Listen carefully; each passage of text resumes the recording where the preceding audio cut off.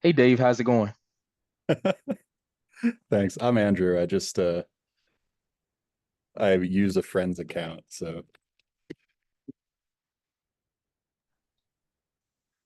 there we go. I hope that doesn't mess with him.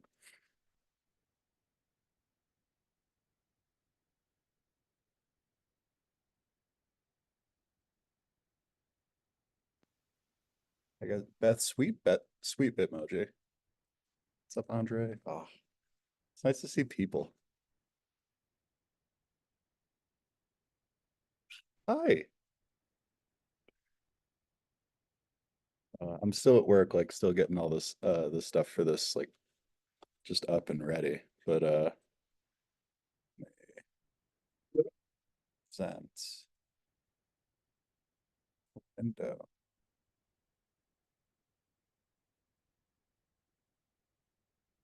okay.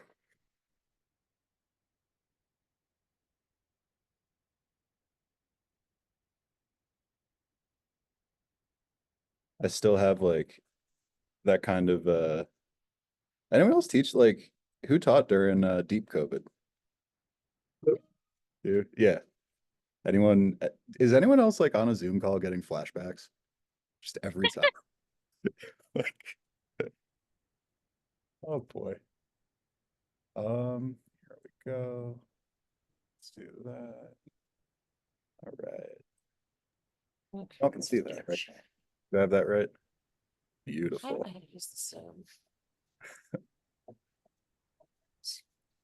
Yeah, we're if anybody else started, you guys are familiar with icebreakers, right?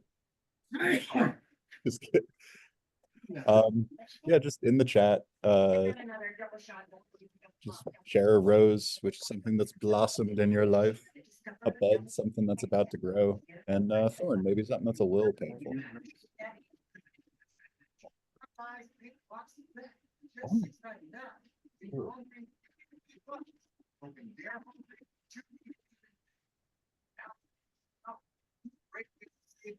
Nice to like for me, I'm ending the day. It's nice to have like good news. I'm real grateful.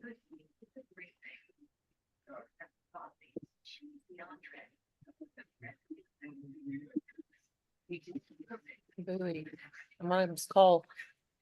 I'm on a call. Hello.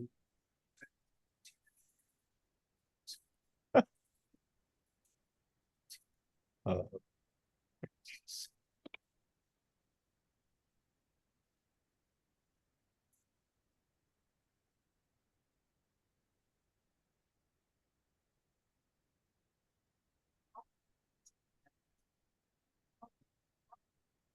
yes.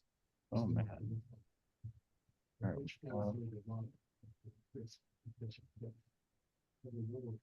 Oh wait, Jennifer, teaching English 101, is that like a like concurrent enrollment class or is that like what is that? And if you're driving, please don't answer, just ignore me. Like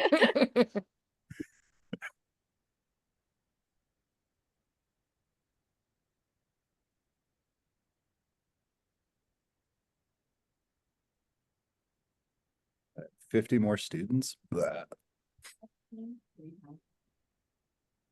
Like in the celebration. Hey, if you can identify with somebody else's, just throw them a react. Like yeah, summer ending. 33. Eileen, you are a veteran. Wow.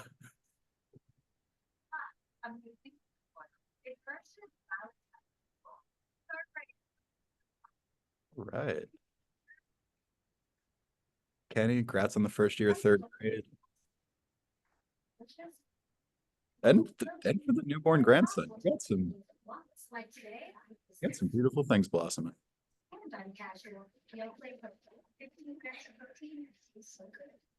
Oh my gosh. 34. Yes, Chris, this is being recorded. It I think it'll be better live because the suspense of will this work or not is gonna eat us up. It's gonna eat me up at least. Um, oh, Daniel, congratulations.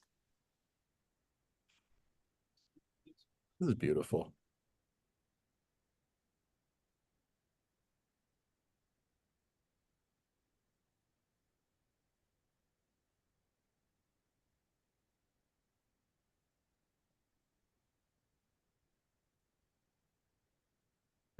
Chris, I feel that pain with the teacher, like having to be everybody's go-to.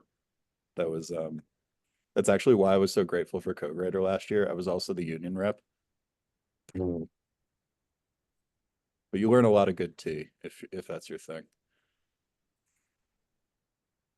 Um, all right, and thank you to those of you who are like, I will show my face on a camera. It makes me feel less alone because I like in 2020 I taught a remote English class and I got to know my students' Google icons really well. Like real and one day, I don't know how they did this. A bunch of them changed them to be pictures of me. It was very trippy. It was skibbity, as it were, in Colorado, which, oh my gosh, yeah, I'm in Jeffco. Oh man, that's so cool. Huh. Aurora Public, so you guys have like Aurora Public School just has magic school, right? Like, where's Lynn? Yeah. Okay. Right on. Very cool. How do you like it? Just curious. I'm like part of the bidding process for figuring I'm, out what. I'm gonna unmute just because it's faster than I can type. Yeah. Is that all right? Yeah. um, I actually really like Magic School. My colleague has used it more than I have. So this year she's gonna make me smarter. And we're gonna teach the kids how to use it because we can monitor the chat so that they can use it to help them write essays, but we can see what they're asking the chat bot to do. Yeah. So and we discovered their new thing, I think it's new, that we could put in like, we need a quick Friday do now quiz. And it exported it to Google Forms and it exported the answer key and it's magical. It's Magic. really magic. There it is, magic. Yeah, no, it's I've played with that. I haven't played with my friend she also she taught until in Colorado up till like 2 months ago. Now she works there, so she's the trainer. So if your trainer might be Sarah Seaman, which she taught seniors. It was a real unfortunate name, but she taught them calculus. Yeah. Yeah. That feels right on everything you just said, that it was Yeah. unfortunate and that, yeah. Yeah, she's phenomenal. She's good people. Yeah. Um, whoa, that's a hell of a thunder. They Okay, haven't actually given us training. It's just you have this available for you.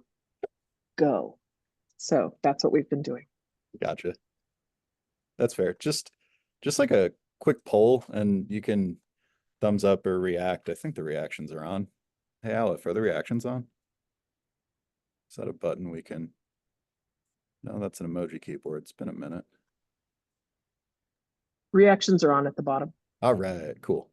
Yeah, just throw like a thumbs up if you have some kind of AI tool or something like that that your school is providing you. I'm curious. That's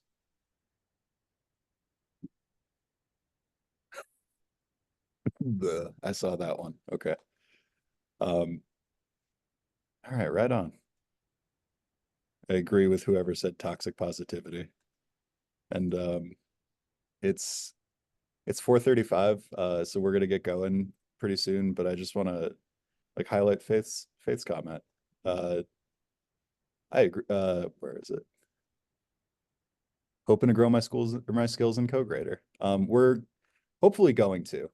For today, we're gonna like really focus on exactly one thing, and that is just how to use co-grader at the very beginning of the year to get to know your students. Very quickly, very fast. This was a thing I did last year, but before I really like memes, so they won't all work or they won't all be funny. And I will not apologize for my authentic self. But just here are the virtual meeting forms. Do please participate. There's a part here where, oh my gosh, I gotta move the chat because it's distracting. But Arden, that you should send him my YouTube video. on AI writing. But if like, please do participate. Please, if at all possible, be present. I do love me a good while driving home webinar. And if you want to talk, just so we're like not talking over each other, because Zoom works really well with one person talking at a time. Click raise hand if you want to talk next, if you have something to add, and we'll jump in. And Aleph from CoGrader is gonna help me keep track of that. And if there's something in the chat that I should see, he's also gonna like just unmute and kind of flag that. Could I just get like a thumbs up if you guys are like, yeah, we can try to do that. Not perfect compliance, but let's give it a shot. Thumbs up. And if your camera's off, feel free to use the reactions. Again, if you're driving, don't just get home safe. Okay. So you signed up for this webinar so that we can get to know our students with CoGrader. And a lot of people think about CoGrader as like a grading software, and I really think of it, I've really seen in my classroom last year, its most powerful application was formative assessment and feedback. So just, I firmly believe students should write early and often, and having students write in day one, and this was like an activity I've used for years, like a letter of introduction to me. It lets us figure out our students' current comfort level. It lets us figure out what they like. It helps us identify their areas of strength and their areas of where they might need to grow. For me, like the district I'm in is, I'm not sure we know what the words standardized or guaranteed and viable curriculum mean. So like when I taught 10th grade, I'd have no idea what they did before. Absolutely none. Depending on the teacher, depending on the school. Colorado's the wild west of school choice. So I don't know, maybe they just flew in from the mountains. So it was like the first experience I had where I could see, do they hate writing and refuse, or do they love writing and like really are excited for the year? And that helps sort of inform that first conversation with the student if I didn't get to have it day one. And it also, and this is really important, it helps us really norm writing routines for the rest of the year. CoGrader helps with all of these things, like all of them, particularly the third one, areas of strengths and growths. So we're faced with a conundrum as teachers who read students' writing and who are tasked with helping students write better. Writing is an ideal way to get to know our students as people while getting to know them as students. We, like, through someone's writing, it's one of the oldest forms of civilized communication. Writing is how we've had great conversations in the humanities that span space and time. And yet, reading and giving feedback on it is time and labor intensive. And like, in my head, I always wanted to use writing as more of a more formative assessment more often. And I had to resort to a lot of like tricks and ways to cut corners by giving feedback without actually giving feedback, Like I couldn't write the feedback, but I could check boxes. And that was my way of feedback, because it's what we had. CoGrader helps us analyze that writing and draft really good feedback. So specifically, we can focus on our students. And if you've seen the Loom video I went through or wrote, if you like took a look at this before, there's 5 steps basically to do this. And really, none of them are new or revolutionary. This is not like, I'm not trying to be a PLC consultant company and promise you that this is the thing that will fix education and revolutionize your existence. This is actually not new. Here's what is new, is taking like this idea of, at least me, I'll keep it on the eye, what I always wanted to do, and it makes it possible. It makes differentiation actually realistic. So we're gonna go through 1 and 2 really quick, just as a verbal agenda. Then I'm gonna ask you to, we're gonna do it live. Grading will be a spectator sport tonight, or this morning, wherever you are. We're gonna like do this activity so that you see, what it looks like from both sides. I'm gonna walk you through how I use CoGrader to do steps 3, 4, and I'll talk verbally through step 5, because everybody's going to have like a different format, template, etc., for how they want to do it. So oftentimes my biggest struggle was just getting students to pick up a pencil. I don't know if anyone else can identify, or, I used to keep just a giant box of golf pencils because they were functional, but just uncomfortable enough that students might remember them. They were also cheap.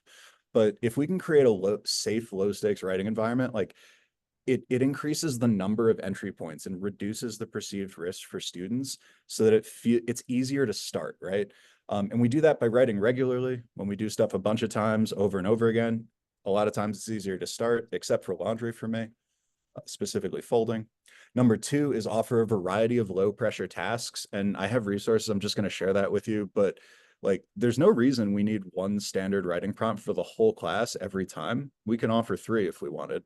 And that's one way I use, particularly in the beginning of the year, to ensure accessibility, to ensure that every single student has something that they can share, that they can start with, so that they don't sit and stare at a blank page and say, what do I write, until we have to move on. Because like I've frozen up before and it hurts my soul and I feel bad. And then I would associate that feeling bad with writing, my performance, and I start to compare myself, and comparison is like the worst of human defects. It really shuts my students down.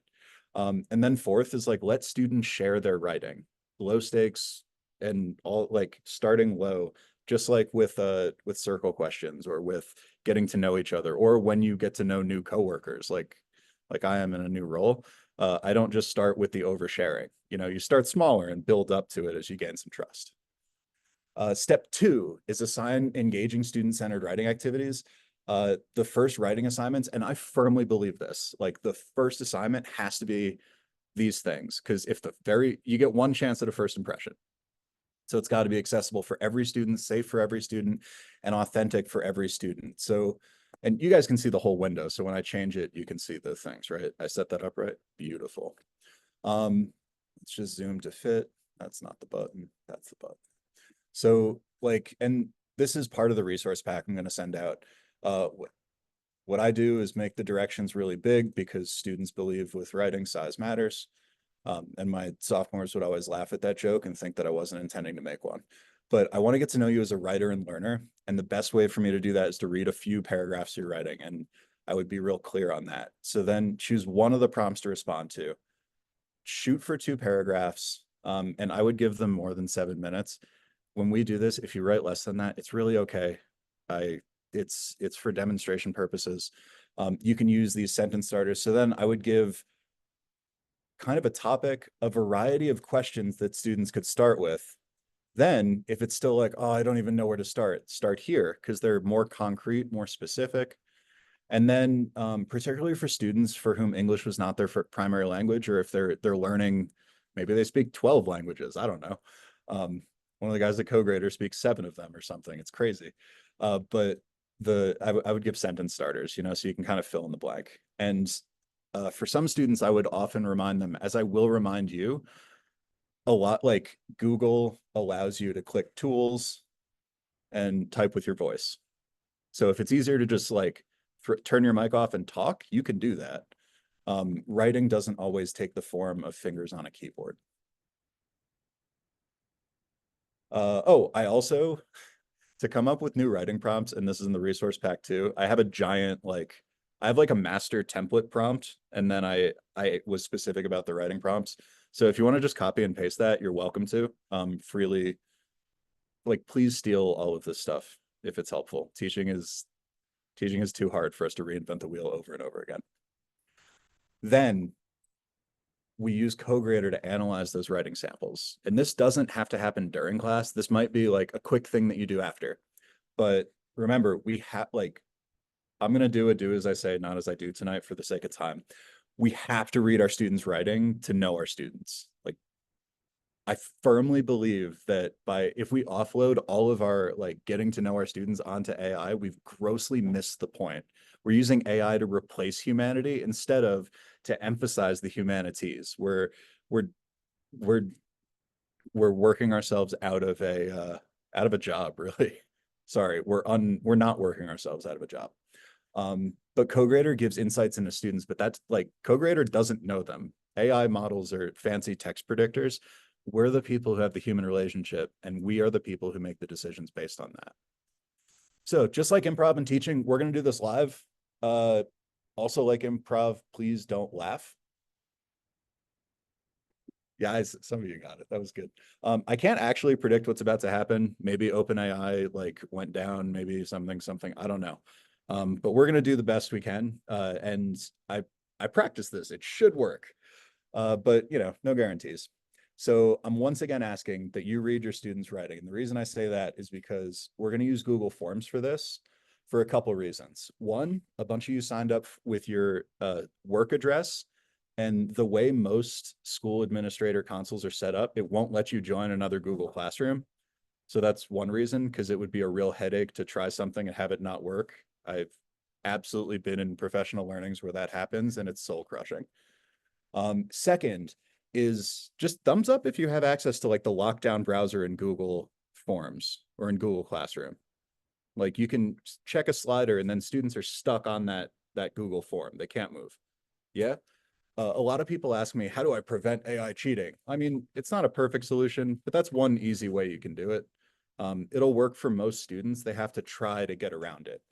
So this is a way to use CoGrader from Google Forms instead of through Google Docs, where it's easier to access other things. And last, importing from a CSV, which is a comma separated value file. It's nerd speak for a spreadsheet. It's a basic spreadsheet file, but CoGrader lets you import from that, and that lets you do a ton of other things. Like if you can put it in a spreadsheet, you can grade it with CoGrader.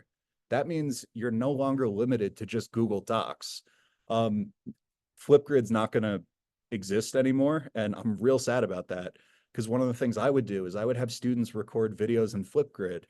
The spreadsheet would include the transcript of that video, which I could then use to give feedback with CoGrader.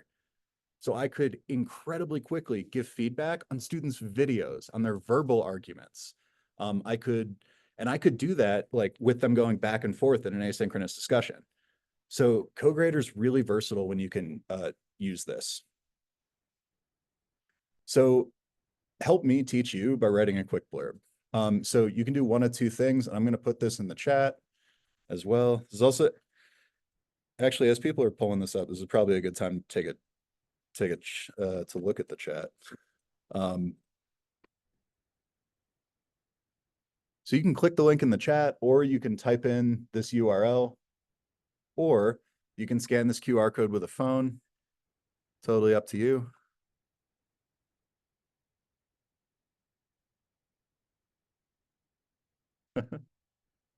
I'm just catching up with Arden and Andre's conversation. I love that.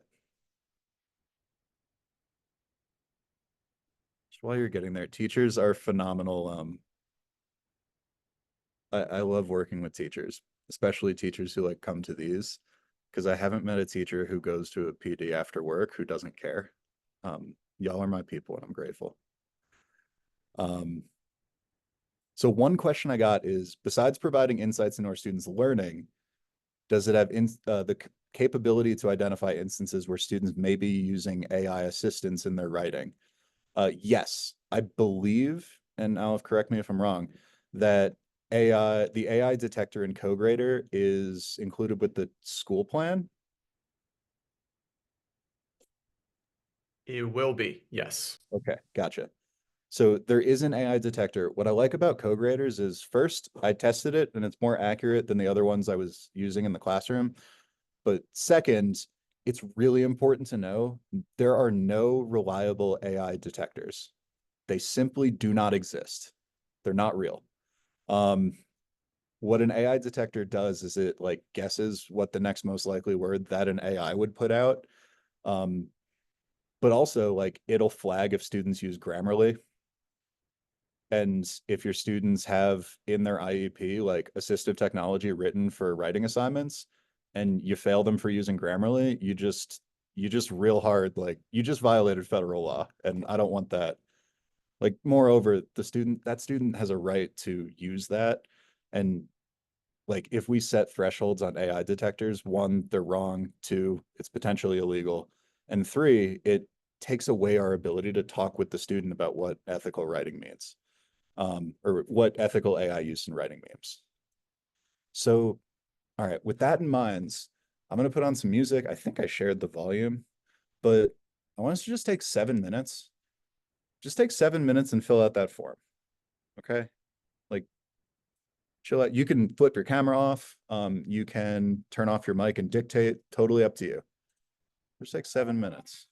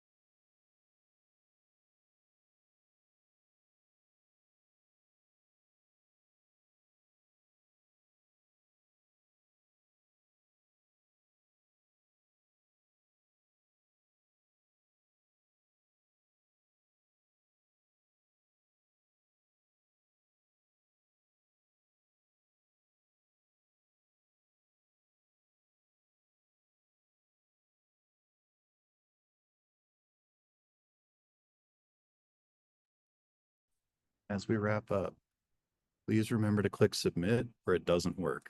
That's how Google Forms happen.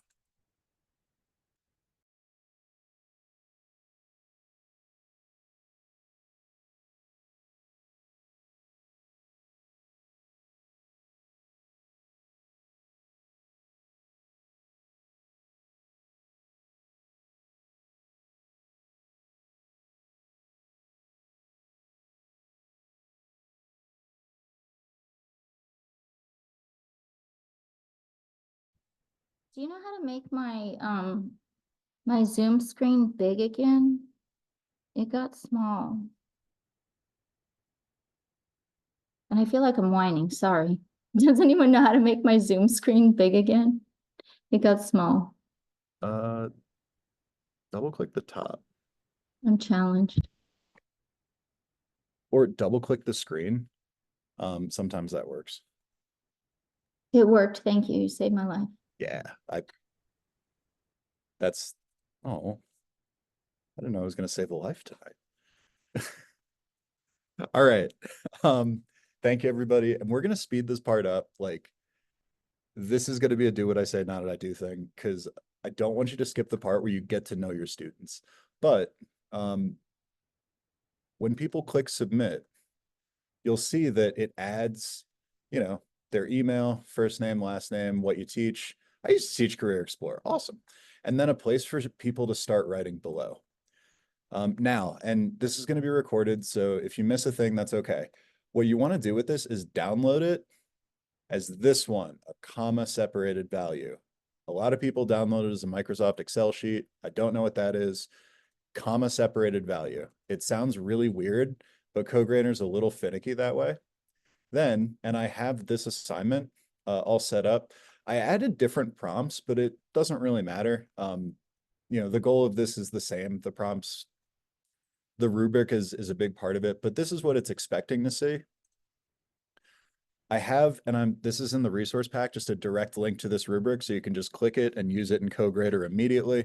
And what I did was I kind of based it on the 6 traits of writing rubric, organization and structure. And I did some of the tips that I taught in the silver certification, where you can provide examples and counterexamples in the rubric. This isn't how I would do the scoring if it was going to go to students, but the score is not going to go to students. That's important. Like, we're not grading their informal writing. That's not what this is for. And then I selected the feedback options. I wanted comprehensive feedback because that'll inform the insights. I wanted to show scores because that'll inform what I need to see. And I gave it extra instructions. And I specified that the feedback needs to be written for an audience of teachers. Don't regrade all. It didn't grade anything, so meh. So then you click this magic button, import from CSV. First, prepare, commas, ready to import, drag and drop CSV. I use Chrome in part because I just really like that you can click and drag like that. I'm sure you can in other places. Then it has the raw file comments, and I don't care about that. What we have to do now is just pick the columns we want. So first name, last name, start writing below. Then you hit import. And just like it does when you import from, and this is where the live thing happens. I don't know if this is going to work. I really hope so. But doing it this way will populate CoGrader, just like if you imported everything from Google Docs. The only difference is it doesn't give you the option to set up the feedback to go right back to that sheet. That's on my wish list, and I believe Vitor knows that, but no. Please work. That was actually going to be my question. Does it actually carry over the feedback? No, but I can show you a way at the end of the webinar to do that and email it straight back to the students. That's why I had you put in your email if you wanted to do the feedback, but didn't make the form require it. So then if you take a look, see how CoGrader's just working. It's grading all the stuff. And again, whoa. The scores are not going to go to students. Probably hit the call limit for Okay, there we go. Nah. We're definitely gonna send this to you. It's gonna bug them. So sometimes you have to re-click the import error. It's whatever. Because if you like ask OpenAI to do too many things at once, it says you're a bot, stop. It doesn't do that on the new version, promise. Perfect. Then, once you do that, and I'm not gonna like stay too much on one screen, you do exactly the same thing as you would just with anything else. What CoGrader did was, oh, I really like that it gives specific examples here. But it totally used the word delve. That gives it away. That means it's AI. Perfect. And then you would approve and click next. And that's why like grading is not a spectator sport. I'm not going to go through everybody's thing and grade, although I did write the rubric to be Star Wars Jedi terms because that's just what I like to do. There is no other reason behind it. But in order to get the insights, like you go through and you read and you respond, thoughtfully to each student's writing. What I did was I would read the writing, then I would read the feedback, and then I would determine like, does the feedback kind of fit? And if not, if it totally got it wrong, I would just use the regrade button and tell CoGrader how to do it. The new model, the new interface is going to look a lot different, and it lets you have CoGrader rewrite all of the feedback. Like you can get it to use words like skibbity. It's pretty funny. It's lit, fam. So then you click the Get Insights button. And this is where like CoGrader really does that getting to know your students aligned to the kind of writing metrics that we're often asked to measure during school. It gives me like, and I looked really closely at these, like excellent, articulating their teaching, moments of personal voice and engagement. The overall tone is reflected. Nice. So like as a whole, good job, class. You killed it. Love it. Here, I'll zoom in a little bit. I see some people just, there we go. And then I would take a look at the common improvement points, provide more specific examples and details. Like I said, I would give students probably 15 to 20 minutes for this, not 7. I just, again, quote, like respect time and all that. Perfect. So then what I would do is I can export the feedback and I can download the feedback as a CSV. Then I can open it. If I sort both this sheet and the feedback sheet by A to Z first name, then A to Z last name, that means that the feedback sheet as well as this are in exactly the same place. And then I just copy the feedback column and paste it there. After that, I use an extension called, oh man, it's not here because my account got messed with, but I would use an add-on called Formule to basically send an email to every single student with the feedback in it. That's how I would do that here. And this is like, I tended to use this a lot for literary analysis things. So this is an example from the Crucible, but the common positive points would tell me where most people were. The thesis statements would, this is how I used it. I used this to like create a workshop model in mid-class, but, and here's the magic. I would export the feedback to a CSV.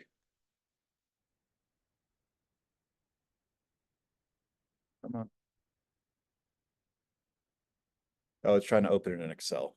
Okay. Let me see if I can. Here we go. Let me flip the screen I'm sharing. That to a different window. Okay. What this would do then is it would have the overall review. Then I could sort these spreadsheets by, so I haven't used Excel in a hot minute, so bear with me.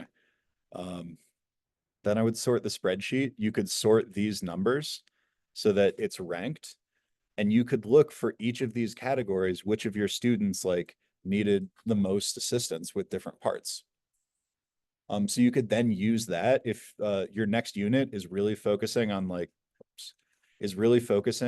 the organization and the structure of the writing. You could take a look there and get an idea of like how you might organize your writing groups. If you were going to use writing groups like that.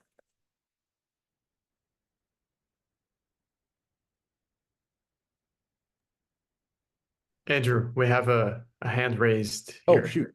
Go ahead, Denise.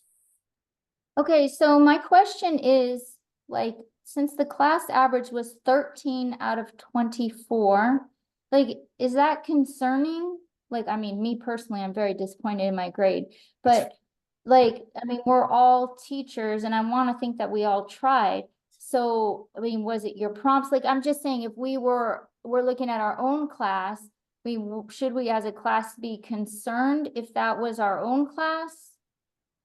So for this rubric, absolutely not. Please don't. And there's a good reason for that. And it's like the same problem that we see with a lot of rubrics. Hang on, let me. I guess what I'm saying, like, if that were to happen to us a lot, we should maybe go, okay, maybe it's my rubric or something like that. Yeah, that's what I would do is Mhm. when something like that happens, I usually test it. But if you take a look at this rubric, the real reason why the average is so low is because I made this an even distribution of points. Right? I didn't provide, and I usually spend, to be honest, like more time looking at these rubrics and like testing them with old student examples before I give them to the class. But because the whole class was assessed on the same rubric, that means the scores are internally reliable or internally coherent, right? Every student had the same prompt with the same rubric, run through the same large language model. The real reason the class average is so low is like master was 4 points. I usually make this the A and I change the 3 to 3.75. I usually make this a B, change it to like 3, excuse me, 3.4. And then I make this the C and I add a column for D. So there isn't an even distribution of points across this, if that makes sense. And that's just like, I try to do a version of standards-based grading. And that way, this level of proficiency is correlated to a letter grade. So it's easy for me to calculate a percentage and make it make sense to the grade book I have, which doesn't actually allow for standards-based grading. So the overall score wouldn't necessarily fit. Another thing, I promise you, I would have read all of my students' writing and I would have revised the feedback and kept hitting regrade all until it was grading like me before I released it to the students and ran the insights. So like, Mhm. especially if it was the Andrew, first I was using. I think your rubric's not showing. I think Yeah. Oh my gosh, you that was silly. So Okay. if there's multiple prompts, should we be using multiple rubrics then? Not necessarily. So I Okay. wrote this one so that it wasn't specific to a prompt. Okay. If, for example, if anyone's teaching AP, you can just grab, especially if you're using like an old practice question, you can just grab that year's rubric. Mhm. It like, because those are written very specific to the sources Right, that are okay. used there. So that depends. This one I Okay. wrote generally Right. just to get an idea of where people were like in roughly each of these. When we get to step 5, can you just like raise your hand again and remind me to come back to that? Because it's in there. Okay. Oh my God, 20 messages. All right, I'm gonna need help. But Daniel, you have your hand up. Yeah, I was wondering, to what degree are you transparent about offering AI generated feedback? And then the follow-up would be, if you are absolutely transparent, do you find that affects engagement? Like they're like, it's AI, that in the same way that, I think we've all we've encountered something with AI and then our engagement with it has then suffered, or at least it does for me. I'm like, I don't put as much stock into it. So Yeah, it feels like it's a lie. Or like every AI image I've ever seen generated is just a little bit wrong and I hate it. right. So I do believe in being transparent with my students. Excuse me, and families. And so what I did was I told them like, the purpose of this is for me to give you feedback. However, and again, this was part of, let me go back to that very important slide. The only reason I didn't want to grade in front of a live audience, because it would, like, honestly, we'd be here for 2 hours. You all would leave, and rightfully so. But that's where, as the teacher, I would read, whoops, where did that go? There we go. I would read their writing and I would heavily revise the feedback. And first, I get it to where it's like drafting the kind of feedback I want. So I'll pick one student's writing and I'll keep telling it to regrade with different extra instructions until it's doing what I want. Then I can just save it and it'll work for all my classes. The new model that's literally the strategy it's based on, is you do a multi-shot prompt with one paper, it grades like you, it writes like you, and then it applies that to your whole class. So by the time the students got the feedback, it would say things that like I would say to them, like, what was it? Your ideas are way more mature than the words you're using. Like AI would not probably say that. It would say like your ideas need to delve deeper. But like I would get specific, you know? And when I write rubrics, I would be more specific about examples, counterexamples, and I would keep tweaking until I like get it. Because I was the person from my PLC that did that. Once I got this right, then I would share the rubric with them and the extra instructions in the assignment. And then all of us have very valid and reliable data to make decisions. So that was a part of my PLC that I took on. Somebody else took on like making sure we were checking the boxes for our admin. You know, like we divvied up the responsibilities that way. So I actually saw more engagement, to address the second part of your question, because students would get the feedback within 2 days instead of 2 weeks, or 4 weeks if I got depressed that week. You know what I mean? Like it was just like that was how I saw so much more engagement, because one, they knew it was me, and they trusted that I was being honest, that I was serious, like that I did read it. And then second, because they got it faster, you know, they didn't have whatever 5 times 14 is. That's how many other classes besides mine they had between when they wrote the paper and got the feedback, you know? Just a lot happened. So they forgot writing the paper and weren't sure how they were supposed to use it anymore. So I did see more engagement because it was faster, and I saw it more effective because it was faster. I did also tell parents. The important thing is to like tell parents the AI is not giving the grade. I do read it all. This is my promise, and this is why and how I'm using it. What else? What other questions do we have? There's a ton of messages in the chat, Andrew, but the question is from Bill. Is CodeGrader able to utilize any district curriculum to support by student grade? Wait a sec. Where's Bill? Here we go. Is CodeGrader support by student grade? Hey, Bill, can you come off mute and just like give me an example of what you mean? Also, welcome from Ontario. Yeah, thank you. Yeah, basically what I mean is that does it have built-in things like your Common Core or Ontario curriculum so that I can just pull that in, say I want grade 5 writing prompts, whatever that might be, to help me without having to reinvent the wheel on my prompts or on my rubrics. So when you add the way it would do that is you would create a new rubric and you would use like, it goes by Common Core standards, but what you could do is Ontario. New Ontario language curriculum. Is that gonna?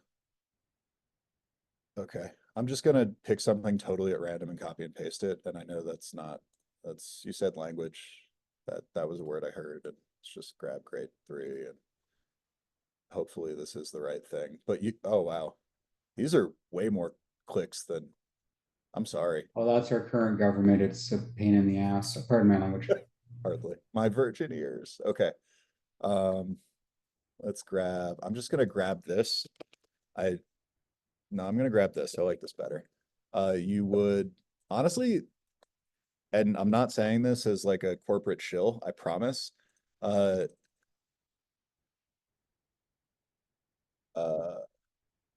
CoGrader does a pretty good job if you, with the AI generator, like we worked pretty hard so that it's better. Like I've used other, I'm not gonna badmouth other products because it feels like rude and icky. They're not here to defend themselves.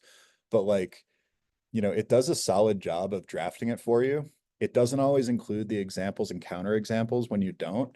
But let's see if I just say include examples and counter examples in each criteria. And I also liked writing these with my PLC because then we could talk about what we were actually looking for. Because right, sometimes it's like good writings, you know it when you see it, but when you actually have to talk to somebody else about is that it? Yeah, here it is. For example, they may write a persuasive essay that incorporates scientific evidence. Cool. So this is pretty general, and it will generally make 4 levels. I would usually add another one, but shows awareness of diverse voices and perspective, but lacks understanding the depth. For example, they may mention different viewpoints without significance. So that's how I would do it if it's not preloaded. And I saw another question, Virginia Commonwealth standards. Andres, sorry, real quick. Bill, does that answer your question? Yeah, it does actually. That's pretty slick. I like how it develops that rubric, the criteria and the way it did that. That's pretty slick. Yeah, solid. Cool. And Andre, did Virginia adopt the Common Core standards? No, they were one of the few states that did not. So Yeah, there's in 11. in that case, I think you kind of already explained it, but Yeah. I guess it would be the same thing as the Ontario situation where you would just put in a standard and then just kind of generate it based off of that, correct? You can put in like a list of 3 or 4 standards too. Yeah, Okay. it can handle that. Set up an account that was not, oh no. Okay, that's fine. All right. We good to move on? No, just real Oh, quick, are these right. rubrics printable? Yes, absolutely. To print them, what I would do is sorry. By the way, clipboard history is a great Chrome extension. Like 10 out of 10 would recommend. I would just click the share link and now it looks good for printing. Right? It won't always fit on one piece of paper, but can you guys see the print screen on this? I can't remember if that's in Chrome. Okay. Yeah, Yes. that's how I would yeah. do it. You can also just click use in CoGrader and it'll just add that to your rubric library. And that's how my PLC did it. Like they didn't want to set anything up because this was my area and it was not what Katie or Mark were interested in. So Andrew, I'm seeing that you have that using CoGrader. So potentially I could take even rubrics that have been generated in something like Microsoft Teams and say, I want to pull that and use that in my CoGrader. So using CoGrader just takes this rubric and adds it to your library. And I've tried this and it actually works pretty well. Like I've gotten CoGrader to write a really solid rubric for like the Ed TPA if anyone else had to do that. It's real long, but damn, that thing can grade them validly. Using CoGrader just adds it to your library. However, in the rubric generator, you get pretty close to what you're looking for if you just copy the entire rubric totally unformatted and paste it in the rubric generator. Cool. I can't promise it's going to work every time because AI is weird and sometimes it's random and unpredictable. However, I've done that and I've tried that and it got me 80% of the way there almost every time. All right. Here we go. This is step 4. I'm just gonna keep it moving so we end on time. Step 4 is you just identify individual and class-wide patterns, and there's a video linked there where I actually like go through how to do that, but it's where you do that sort alphabetically by points thing. That's it. You can take a look at the class insights. I usually make note of trends and patterns, and then I use the score not as a grade, especially in this kind of assignment, but as a way to just determine relative areas or relative strengths and areas of growth. And that's really important for step 5. I'm going to start with this last do not over extrapolate student performance from one assignment because the first day of school is scary and stressful. and we haven't established norms yet. So we can't, it's not fair for us to say definitively, like, this student is bad at, or this student is weak in this area. We don't really know. We have, like, when we have one data point, all we can do is say it's there and describe it. When we have two, we can compare. And when we have three, that's where we can start to see a pattern. So it's really important to not over extrapolate student performance. This is like a quick idea, not a prescriptive track. For realistic differentiation, do not use this assignment to plan every intervention for the entire year. That's insane. Period. Full stop. But instead, like, what I would do is I would take each of those rows on the rubric. They would roughly line up to, like, I would know roughly what month I was teaching or focusing on that. And that's where I would basically send myself an email for a couple weeks before that month with some of this data in it. Just as a reminder. That way I can totally forget about it for now and I'll get it right when I need it. And that'll identify future units to give you an idea so you can plan your unit with, like, the student needs in mind straight from the get-go. Again, it's important for us to be flexible and not just assume like that performance is set in stone, but it gives you an idea. Also, please don't give students grades on this. You feel like Charlie Brown, you know, especially if it's like, oh, my letter got an F. I was trying to introduce myself. Like, I got an F. I am, you know what I mean? Like, we're asking for something personal and authentic. We can't put a number on it. For this, I wouldn't even necessarily give the feedback to students, like, because that's not really what it's for, right? What I would do instead, and what I have done, is I took a Post-it and I wrote them a handwritten note and then gave it to them individually. I did not return this assignment to them with a grade on it or with feedback on it. The purpose of this, student facing, is for me to get to know them, not to critique or evaluate. The purpose for the back end data is for me to get an idea of this year. So, like, that's how you do this, is like both with this one assignment, is the student facing purpose is separate than the teacher facing purpose. This is just a quick reminder of, like, and I grabbed this from Hattie, who, I don't know, do you guys know Hattie? Rollins, I don't know Rollins, but Learning in the Fast Lane is actually really good. And a couple more. These are just the books I remembered that I had, like, in my office. But these are three basic, and I'm reading Hattie's book, which is Visible Learning, but it's literally just about feedback. It's like 200 pages just on feedback. And I'm really into it, but there's a lot about math in there, and I skim through that a little bit sometimes, I guess. But if your feedback does these three things, and this last one is really important because that means students actually have to use the feedback. So what we're going to send you, and that's how I would use CoGrader in other contexts. And if you're like, the gold certification goes through all of that. So we're going to send you the lesson plan for day one, curated writing resources, and how CoGrader can help you and your students. I have a ton of stuff that I've just read and really enjoyed. So it's all in one Google Doc, I promise. It's not like overwhelming. Click what you want. If you don't, I promise it's not going to hurt my feelings. Hey, it's still early, right? It's still early. Don't write this off yet. Every day can be day one. And I just wanted to pause. Like, again, I'm really grateful before we jump into a Q&A. We're still, just all of us collectively in our big, like, you know, Borg brain, are still discovering how AI fits into education. Like, CoGrader is trying to give us a way to give fast and frequent feedback, because that's a real strength of AI, as long as we use it with a teacher in the loop model. Like, once we take ourselves out of the loop, we are no longer teaching, we're administrating, and that's a different degree. The best way to use CoGrader is with, like, formative feedback, not necessarily summative feedback. Like, if you use it throughout the writing process a bunch of times, the bang for your buck is way bigger than once at the end. And I just really, Mark Twain's my favorite American author. To be good is to be noble, but to teach others how to be good is nobler and less trouble, because you get to have more fun. So there's a what's next slide. If you like, please share this with colleagues.